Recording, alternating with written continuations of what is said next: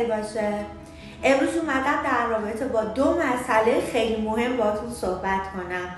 حسابدار بشم یا حسابرس. اگه میخوای هر روز صبح پاشی سندهای هزینه رو چک کنی، ثبت کنی، پرینت بانک ثبت کنی و کارهای مرتبط با حسابداری تو انجام بدی یا حسابات رو بروز کنی و در نهایت با ممیز سرکله بزنی، حتما برو حسابداری. حسابداری شغل خیلی هیجان انگیزیه، به شرطی که کارتو بلد باشی، قوانین رو بلد باشی، استانداردات هم خوب باشه.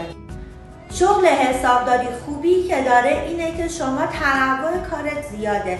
میتونی در شرکت‌های مختلفی کار بکنی، مثل خدماتی، بازرگانی، پیمانکاری و تولیدی. پس در نتیجه تنوع کار برات زیاده.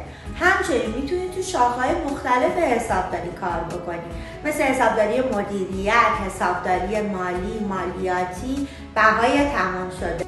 اما اگه دوست داری کل سال سرت شلوغ باشه و در کنار اون حتما باید تمام قوانین و استانداردهای حسابداری رو بلد باشی و به تمام روش‌هایی که در یک پروسه حسابرسی باید اعمال بشه آشنایی کامل داشته باشی، باید وقتتو صرف رشته حسابرسی کنی.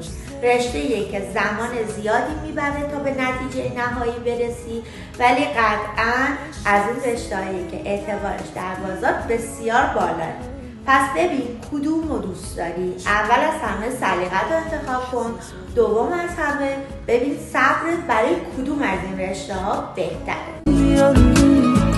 مش خايف جنبها من